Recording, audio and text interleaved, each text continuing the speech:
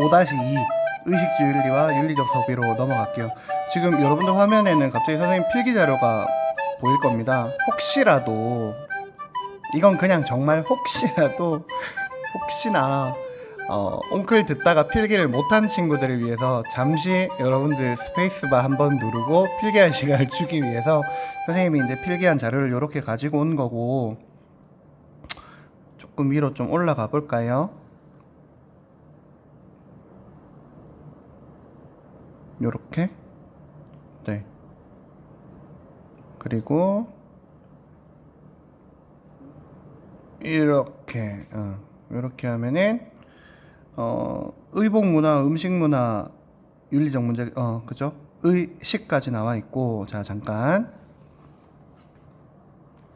이렇게 하면 주거 문화 나와 있다, 그죠?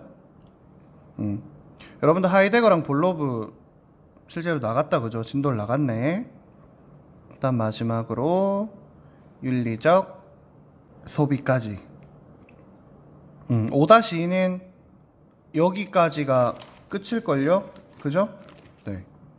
자, 그럼 교과서를 중심으로 우리가 한번 또 나가볼까요? 자, 교과서의 의복과 관련된 윤리적 문제입니다. 의복은 신체를 보호하거나 그리고 더위를 막아주는 기능을 한다. 그리고 인간과 동물을 구별해 준다라는 고유한 것으로서 다음과 같은 윤리적 의미를 지닙니다. 첫 번째, 자아 및 가치관의 형성과 관련된다. 그리고 두 번째, 예의에 관한 사회적 기준을 반영한다. 그러니까 아무래도 우리가 옷을 입었을 때, 저 사람 예의 있게 입었다, 뭔가 격식을 갖추었다, 이렇게 표현을 하거든요. 그래서 여러분들 아마 필기했던 자료 중에 이런 게 있었을 거예요. TPO의 법칙이라고 해서, 그죠? 시간, 장소, 상황에 맞춰서 옷은 입어줘야 되는 거예요. 뭐 타임, 플레이스, 오케이션, 아마 이렇게 세 가지일 텐데, TPO의 법칙 여러분들 온클에도 필기가 되어 있습니다. 자, 밑으로 갈게요. 한 대학 교정에서 오가는 학생들을 보면 유독 눈에 많이 띄는 옷차림이 있다. 서로 약속이 나는 듯 항공 점퍼를 입고 있다. 자, 요거 언제? 여러분들 이제 조금만 기다리시면 2년 뒤 우리 서문여고, 우리 서문의 별들도 2년 뒤에 항공 점퍼를 입고 대학교를 누벼야 되는데, 이거 코로나 이거 그죠? 코로나가 2년 뒤에는 잡히기를 기대하면서 여러분들 이제 2학년 10월이잖아요. 내년 이맘때면 이제 수능을 며칠 앞둔 시기일 것이고, 이제 2022년 여러분들은 둘둘학번이네요. 선생님이 10학번, 선생님 06학번이구나. 선생님 06학번이었는데 여러분들하고 저랑 학번으로는 16학번. 죄송합니다. 이러면 나이가 나오는데. 아무튼 둘둘학번. 와, 신기하다. 둘둘학번이라는 게 있다는 게 진짜 신기하네요. 여러분들의 목표, 그리고 반드시 성취할 수 있을 겁니다. 자, 쓸데없는 얘기였고, 한 학생은 나만 다른 것을 입으면 좀 이상한 것 같아 유행을 따랐다. 그래서 클론템, 이거 들어보셨죠? 클론템 다 똑같은 거. 이제 겨울 되면 슬슬 이것도 입으셔야 된다 아니에요? 그 뭐지? 그 왜 약간 김밥이 아니고 그 뭐죠? 왜 긴 거 그래. 조금 있으면 이제 여러분들 전부 다 맞죠? 롱패딩 곧 입게 되겠다, 그죠? 자, 다음 장으로 넘어갈게요. 161페이지로 가시면 이런 내용들 나오죠. 유행 추구와 관련해 이제 신문 보도 뭐 기사였다라고 하죠. 아까 그 클론템, 그죠? 그래서 이것과 관련해서 상반된 입장이 있다라고 하는데, 한번 우리가 구분해서 한번 읽어보자고요. 뭐 교과서를 일단 여러분들이 공부하고 계실 테지만 이렇게 색깔로 구분을 한번 해볼게. 아니 뭐 입어도 된다 이거죠. 왜? 그 자기 마음 아니야? 그죠? 개인의 선택권. 나의 자유야. 또 정치네.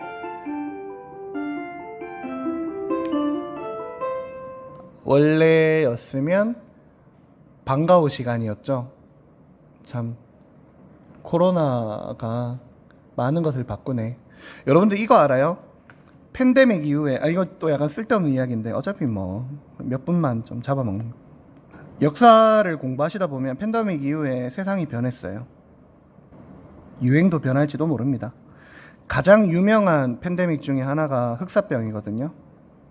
유럽 전역을 휩쓸어 버렸습니다. 패스트 들어보셨죠? 패스트. 네. 그래서 이 흑사병 이후에 유럽에 어떤 변화가 있었냐면 신중심에서 인간 중심으로 변화가 됐고요. 이게 이제 유럽의 중세가 막을 내리는 그 시기와 겹칩니다. 십자군 전쟁의 패배와 그리고 십자군 원정의 실패 그리고 흑사병, 그래서 인간 중심으로 바뀌면서 어떤 것이 도래했다? 르네상스가 도래합니다. 종교개혁이 일어납니다. 선생님 지금 유행하고 있는데 유행 지금 하고 있는데 지금 갑자기 맞죠? 세계사 이게 여러분들 우리 생윤 배우면서 의식주도 우리가 자주 먹는 게 있지만 예전에 우리 선조들하고는 다른 옷을 입고 있고 다른 것을 먹고 조금 다른 식품도 먹고 있고 좀 더 주거의 어떤 형태도 좀 바뀌었잖아요. 코로나가 이제 팬데믹으로 대체 코로나 팬데믹 이후에 우리들의 삶의 모습도 분명히 바뀔 것이라고 생각되거든요. 그래서 그것도 하나의 유행이라면 그 유행에 우리는 민감해질 필요가 있다라는 겁니다. 아무튼 자, 유행을 따르지 않는 사람들과 구별되는 개성의 표현입니다. 유행을 따르지 않는 사람들보다는 내가 낫다 이거죠. 나는 그래도 유행을 좀 안다 이겁니다. 안다. 그 다음에 최신 유행을 창조함으로써 뭐가 된다? 내가 선구자가 되는 거죠. 새로운 가치관을 형성한다. 그리고 유행 그거 돈벌이야. 돈벌이 수단이지 뭐. 맹목적인 뭐 아무 생각 없이 그냥 그 똑같은 거 입고 그 좋은 거 아니야. 이렇게 보는 것도 있죠. 그렇게 보는 입장도 있겠죠. 그리고 패스트 패션은 빨리 바뀌어야 되기 때문에 그것도 쓰레기가 장난 아니야. 이렇게 바라보는 거. 됐나요? 여기에 추가적으로 명품 선호 현상. 그죠? 이것도 의복과 관련된 주요 쟁점 중 하나입니다. 근데 이것도 긍정적 입장이 있죠. 첫 번째, 그 자유지. 개인의 자유다. 그리고 두 번째, 우수한 품질과 희소성이 만족감. 그리고 또 소유자의 품격을 높여준다. 소유자의. 이렇게 주장하는 겁니다. 근데 명품을 선호하는 게 옳다, 그르다 이렇게 표현하기는 조금 어렵긴 한데 그래도 쟁점이잖아요. 그죠? 쟁점이니까 우리가 그래도 눈여겨볼 필요는 있겠죠. 부정적 입장 봅시다. 부정적 입장에서는 과시적 소비라는 그릇된 욕망의 표현일 뿐이다. 그리고 자신을 돋보이게 하려는 것에 불과하며 또한 과소비와 사치풍조를 조장해서 사회적 위화감을 조성합니다. 이렇게 이야기를 하고 있다라는 거. 밑으로 좀 가볼까요? 베블런 나오네. 베블런. 중요하죠. 베블런의 유한 계급론. 저와 여러분의 시간 절약을 위해 베블런의 유한 계급론 제시문을 이렇게 정리를 해보았습니다. 분석 해석으로 먼저 들어가 보면 미국의 사회학자입니다. 베블런은 가격이 오르는 물건에 대해 높은 수요가 발생할 수도 있다고 주장합니다. 의외로 여러분들 신기한 게 비싼 거를 사람들이 많이 안 살 거라고 생각하잖아요. 비싸니까 좀 부담스럽잖아요. 근데 베블런이라는 이 학자는 반대로 가격이 오르는 물건일지라도 높은 수요가 발생할 수도 있다. 여기에 지금 주목한 거예요. 이유는 과시소비예요. 내가 낸데 나 이거 있다, 나 이거 샀다, 이거 비싼 거다, 요거 뽐내고 싶어서. 근데 과시적 소비가 뜻이 이거잖아요. 과시하며 이루어지는 소비잖아요. 부를 과시하며 이루어지는 소비인데 이게 통상 우리가 부유층에서만 존재할 거라고 생각하잖아요. 그죠? 부유층. 근데 여기에 또 뭐가 있다? 이를 부유층을 모방하려는 계층이 또 있다라는 거예요. 즉 부유층이 아닌 계층, 하위 계층이더라도 남들에게 뽐내고 싶어 한다라는 거죠. 근데 부유층들은 어때 얘들아? 과시 소비하더라도 그렇게 경제적으로 어려움이 없어요. 그들에겐 과시 소비가 아니라 어쩌면 합리적 소비일 수도 있거든요. 근데 상대적으로 경제적으로 형편이 조금 힘든 사람들이 과시 소비를 위해서 비싼 물건을 사게 되면 그들은 진짜 생계 위협을 느낄 수도 있거든요. 그렇지만 의외로 이 소비가 부유층에서만 나타나지 않는다라고 바라보는 것이 베블런의 유한 계급론입니다. 알아두세요. 자, 다음 장 넘어가겠습니다. 다음 장에 이제 음식과 관련된 음식 윤리에 대해서 나오는데요. 지금 제가 온클에서 여러분들 필기한 거를 다시 한번 보니까 교과서에서는 없는데 온클에서는 유교, 불교, 아리스토텔레스의 어떤 음식 윤리와 관련된 내용이 있어요. 그래서 요걸 중심으로 좀 설명을 드리려고 하고요. 먼저 이 필기 자료를 볼게요. 좀 가볍게 보면 여러분들 이거 보이시죠? 유교에서는 뭐를 떠나지 않는다? 인을 떠나지 않는다. 그런 도덕적 행위를 음식 윤리에 빗댑니다. 그리고 적당히 먹어라 라고 합니다. 여러분들 유교에서도 있잖아. 이 단어를 사용합니다. 그래서 어떤 음식을 먹을 때도 음식을 먹는 그 과정이 모든 과정을 살피는 덕과 품위를 갖추어야 된다라고 이야기하는 게 유교. 그리고 불교에서는 이렇게 얘기를 하는 거죠. 모든 것이 우리는 독립적으로 존재하는 것이 아니니까 불교에서도 밥을 먹어야 되잖아. 그죠? 밥을 먹으려면 식물을 어떻게 해야 돼요? 채취를 해야 돼요. 그죠? 우리는 모두 연결되어 있는데 이 불교에서 음식을 먹을 때도 어떤 식물들을 함부로 해치면 안 된다라는 그런 정신이 들어가 있다라는 걸 여러분들이 알아두시면 되겠습니다. 바로 이거 중요한 단어죠. 아리스토텔레스에게도 이성을 통한 중용 얘기하잖아요. 적당히 먹어라. 그렇지 않으면 너는 음식의 노예다. 선생님 먹는 거 진짜 좋아하거든요. 근데 뭐 노예까지라고 할 수 있겠나마는 아리스토텔레스 선생님이 저를 보셨다면 그러셨을 것 같아요. 넌 노예가 맞다고 얘기하셨을 것 같은데 아무튼 위로 잠깐 올라가 보면 유전자 변형식품 GMO 맞나요? GMO 맞네요. 깜짝 놀랐네. 그리고 로컬 푸드, 슬로 푸드, 그리고 푸드 마일리지 뭐 이런 것들이 있는데 로컬 푸드 같은 경우에는 교과서에도 나와요. 한번 같이 볼까요? 자기 지역 거를 먹어라는 게 로컬 푸드죠. 장거리 운송을 거치지 않아. 아무래도 장거리 운송을 거치게 되면 거기에 뭔가 조미료가 들어갈 수가 있잖아요. 방부제가 들어가거나. 그리고 슬로푸드 운동은 패스트푸드의 반대말이죠. 가공되지 않은 사람의 손맛이 들어간 음식. 자연적인 숙성이나 발효를 거친 음식 등 전통적인 방식으로 만든 음식물 섭취 운동. 요게 슬로푸드 그리고 로컬푸드 운동. 요렇게 알아두시면 좋을 것 같네요. 마침 우리 옹클에서도 또 다뤄주셨으니까 그쵸. 자, 요 정도 보고 교과서 지금 음식과 관련된 윤리적 문제는 이 정도만 보시면 될 것 같아요. 자, 주거 윤리인데요. 주거 이 발음이 좀 이상하다. 우리가 이제 집을 생각을 하잖아요, 그죠? 집이란 건 참 어때요? 여러분들 머릿속에 집이라고 하면 뭐 이런 생각 드시나요? 부동산, 집값, 매매 뭐 이런 거. 아직 10대들에게는 부동산이란 말 자체가 어쩌면 조금 멀게 느껴질 수 있을 것 같은데 집은 우리에게 어떤 개념입니까, 여러분들? 휴식의 장소 아닐까? 살아가는 장소뿐만이 아니라 생활하는 장소기도 합니다. 그리고 우리에게 심리적인 안정과 휴식을 제공하고 가족 및 이웃과 함께하는 생활 과정에서 우리는 유대감과 소속감을 형성할 수 있도록 해주는 것이 이 주거입니다. 집의 거주함이란 뜻이거든요. 이게 집이잖아요. 집. 그 다음에 거가 거주할 거자잖아요. 그죠? 자, 다음 장 넘어갈게요. 자, 163페이지에 보시면 이제 주거의 본질에 대해서 나옵니다. 위에는 본문 내용은 그냥 이제 뭐 층간소음, 요즘에는 층간소음이 극단적인 상황을 만들기도 합니다. 그죠? 씁쓸하죠.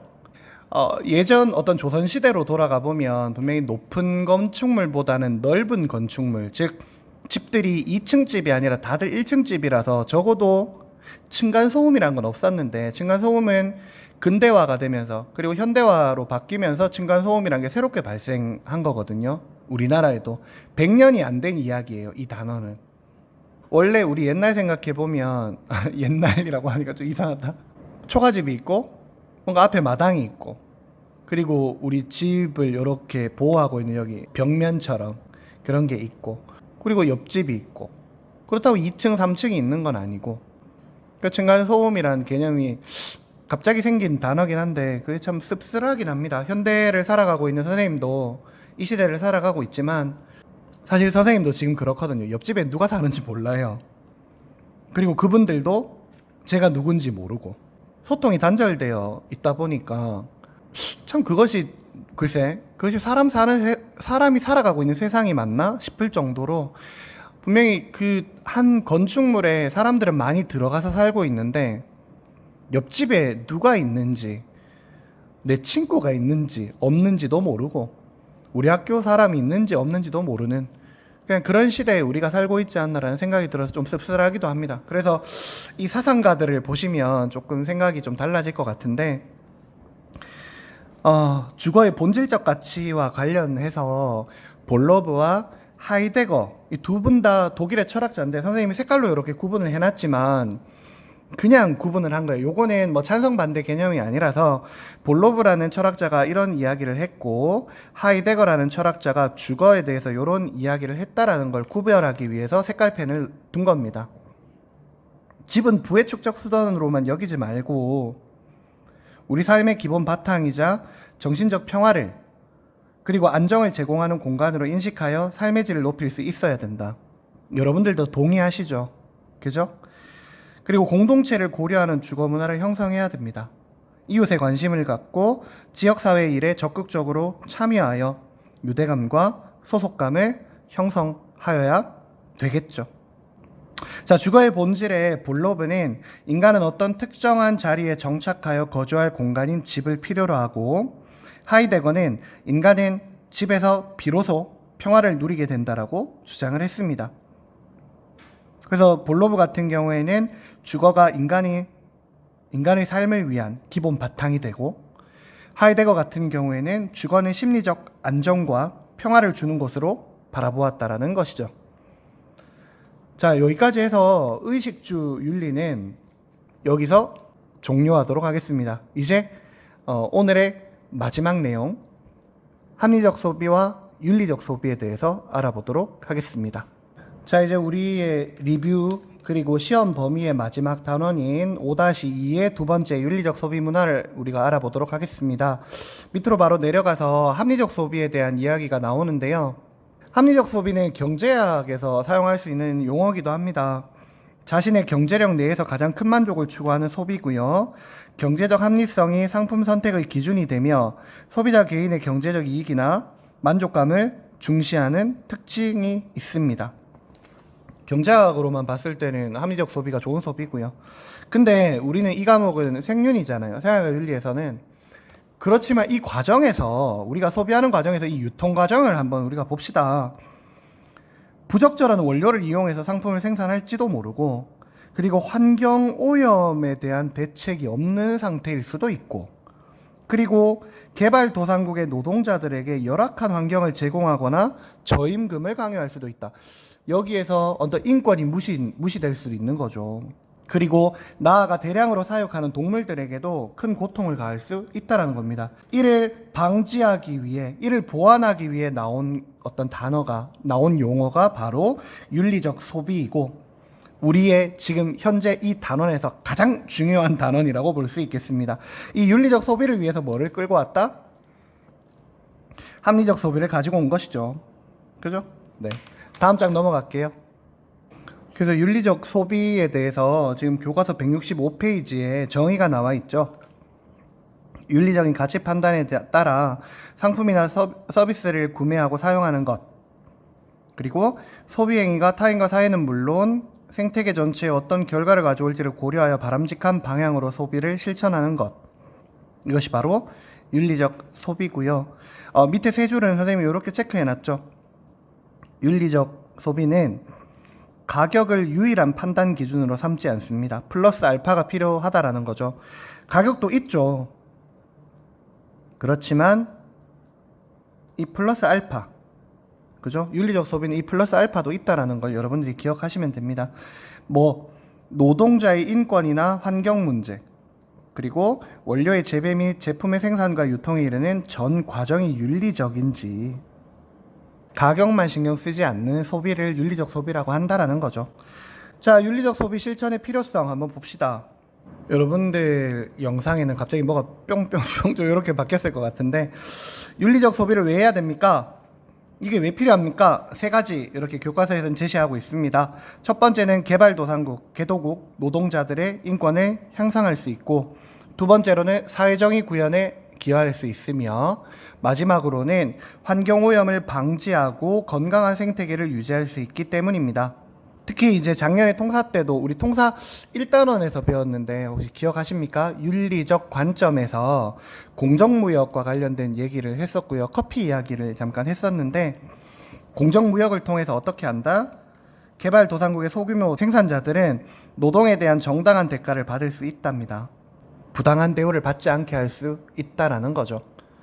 자, 여기에 좀 더 추가적으로 보실 거, 사회적 기업입니다. 사회적 기업은 기업 활동을 통해 수익을 창출하고 창출된 수익을 사회적 목적을 위해 환원합니다.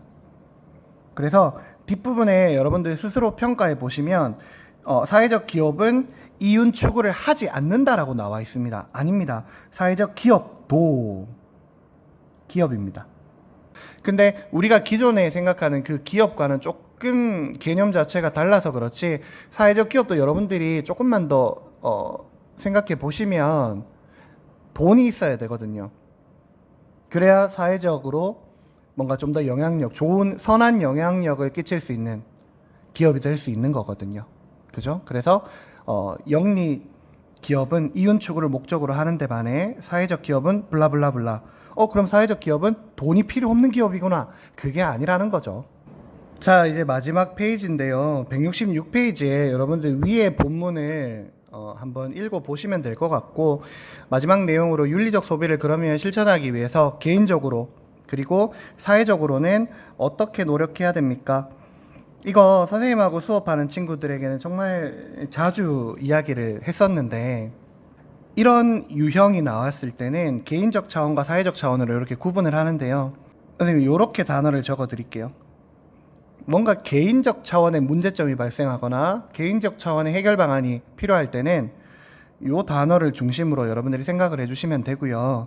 사회적 차원의 문제점과 그리고 뭐 원인 분석 또는 사회적 차원의 어떤 해결 방안을 우리가 찾아볼 때는 제도와 법, 이 단어를 중심으로 여러분들이 생각을 하시면 돼요.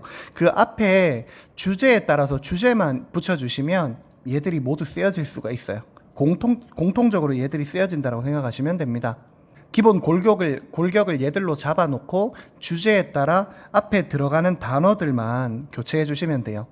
윤리적 소비도 똑같아요.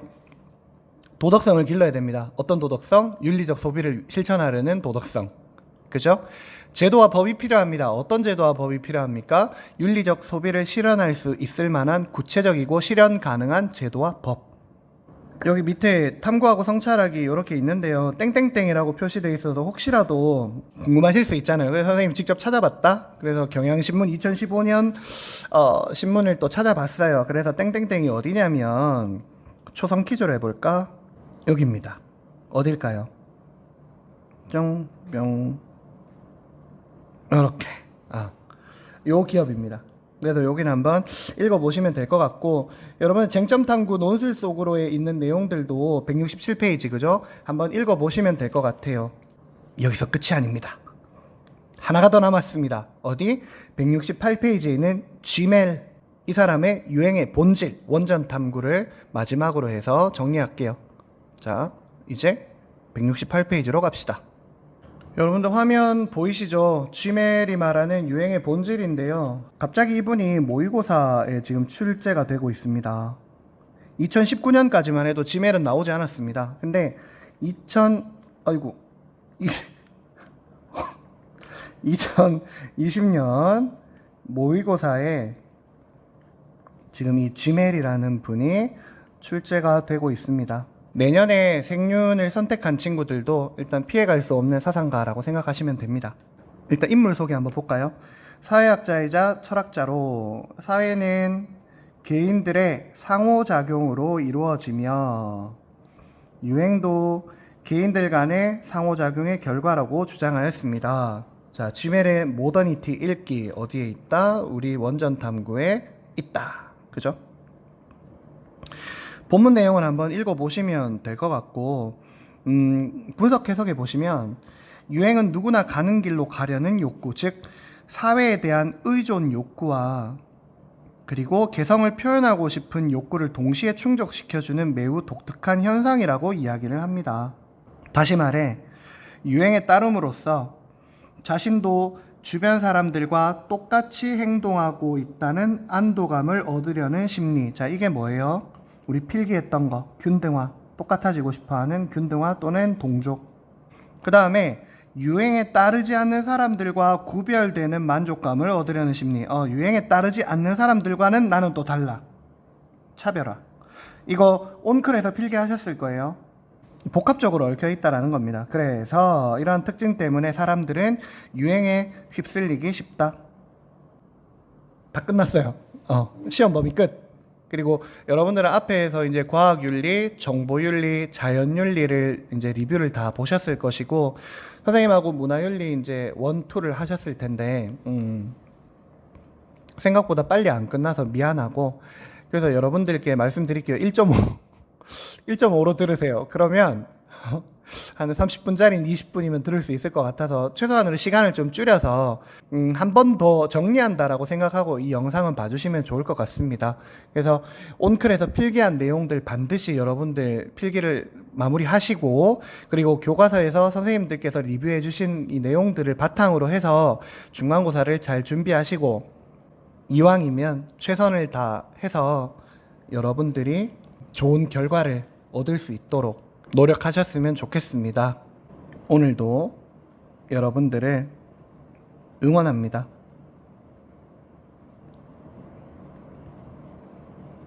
그리고 오늘도 여러분들은 행복하셔야 됩니다. 오늘의 과제입니다. 오늘도 행복하시기 바랍니다. 감사합니다.